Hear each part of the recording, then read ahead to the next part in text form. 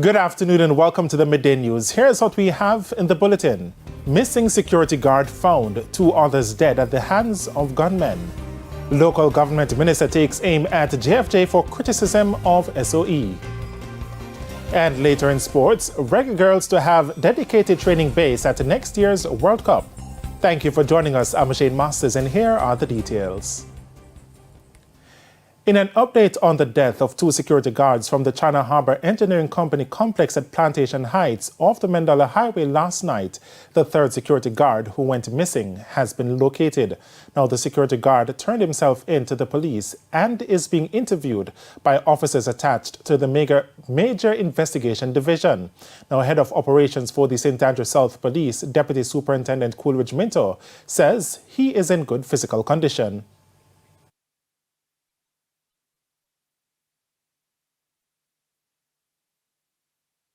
You can imagine, not only him, but even some of the other officers who turned up at the location, fellow co-workers, very traumatized. Many of them have, expressed not only shock, but grief, and no doubt will need some amount of counseling. He was in also a state of trauma and very shocked and also, very concerned. But again, happy he's alive. He's still able to give an account, and that is being done at the moment. Now, the bodies of 2 of his colleagues were found on the compound shortly before midnight. One of the bodies was found in the trunk of a Nissan motor car. The other body was found in some bushes some distance away. Now, they have been identified as Lincoln Royal and Brandon Small. Local Government Minister Desmond McKenzie is this afternoon taking human rights group Jamaicans for Justice to task for their continued criticism of the government's use of states of emergency. He argues that the lack of support is adding to the country's crime problem. Despite reporting successes under the states of emergency, the Andrew Holness-led government continues to face pressure from human rights group Jamaicans for Justice, JFJ, about the constitutionality of the measure. Speaking on the morning agenda on Power 106 recently, Executive Director of the JFJ, Michael Jackson, says while the police say there are declines in murders for the periods the measure had been implemented, the gains are not sustainable.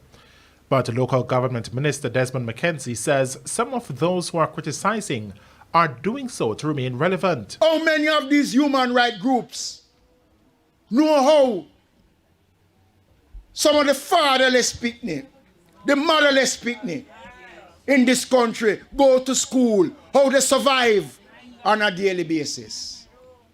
But every time the government speaks about tackling crime, using the measures that are legally there, that our security forces ask us to implement, them jump up like they are newborn virgins. He says the crime situation is so bad that countries have been warning their citizens to be careful when traveling to the island.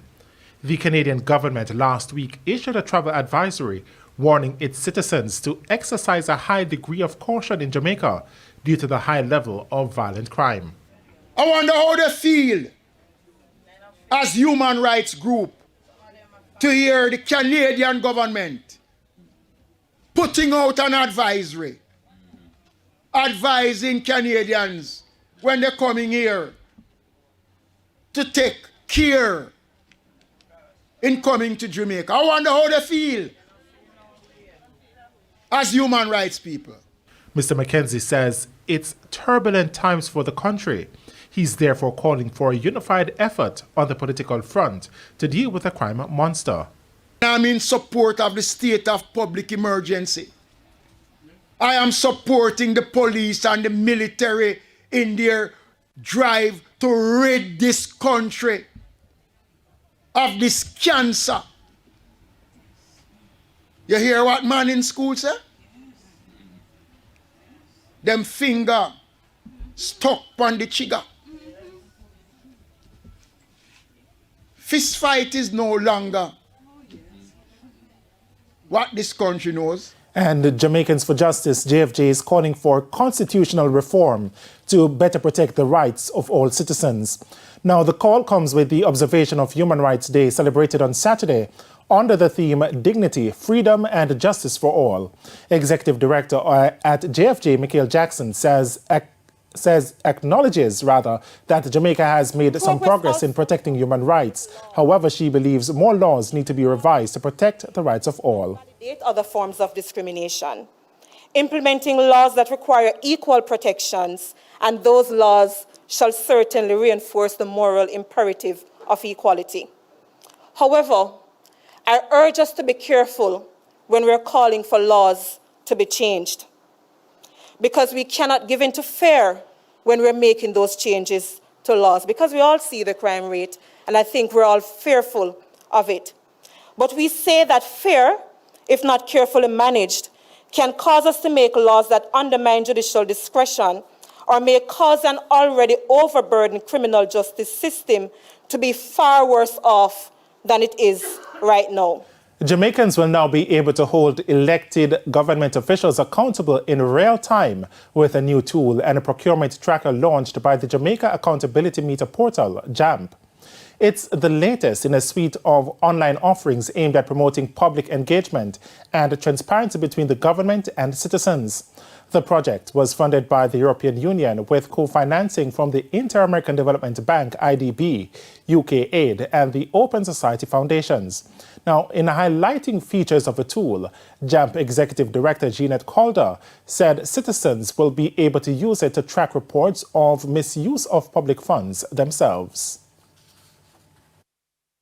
JAMP collates those breaches, and through the access to information legislation, can you imagine, think about it for a second, that any of us in this room as citizens could write to any permanent secretary, any minister, any head of agency and say, this is what I saw in this annual report. What steps have you taken to remedy this? May I have the documentation to support that? That is amazing. The tool will also be used for citizens to have direct communication with elected representatives and to track how the government gets and spends revenue. It will give you information such as where is the source of the money. On the right-hand side, of course, the taxpayers at the top, but we have the different donations and the grants that's coming in. And on the left-hand side, we have the revenue. So we see how much we're paying in taxes versus loans. Appropriations in aid, let me just take the opportunity to quickly say that some public companies do well enough that they can actually contribute money back. Ms. Calder was speaking at a forum at the Ligani Club in New Kingston on Thursday. And it's time for a break here on the Midday News, but please stay with us. More stories when we return. Welcome back to the Midday News.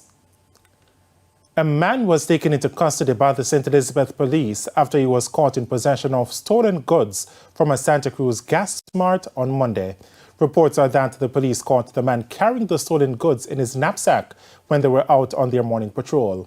The man says he's from a Caledonia Road address in Mandeville, Manchester.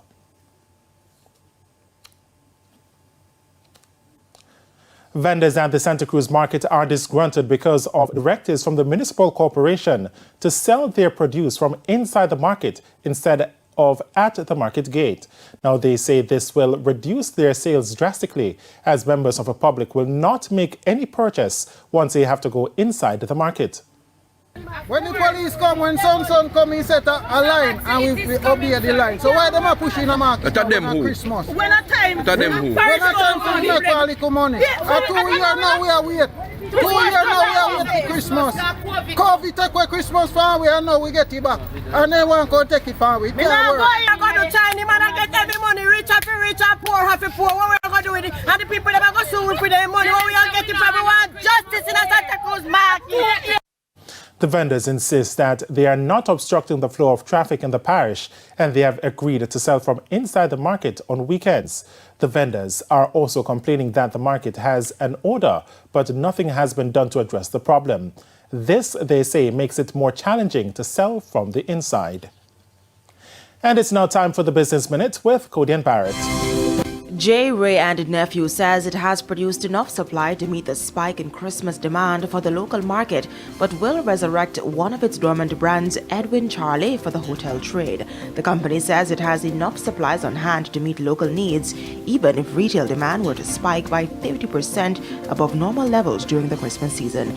It means that last year's supply constraints in relation to red label wine and white rum should not reoccur. And in business overseas, the European Commission President Ursula von der Leyen on Monday warned the EU was facing a gas shortage of 30 billion cubic meters of gas in 2023. This amid a global energy crisis sparked by Russia's invasion of Ukraine.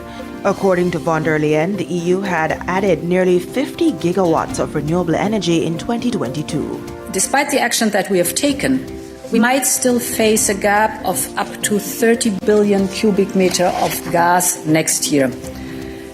The actions that we have set in motion will help cover part of this, but more is needed. And that's it for the Business Minute. I'm Codian Barrett. And it's now time for the top regional and international stories. Here again is Codian Barrett.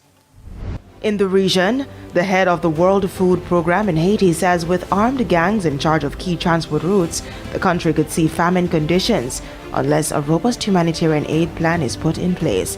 This comes as protest, widespread looting, and roadblocks brought the country to a standstill in September.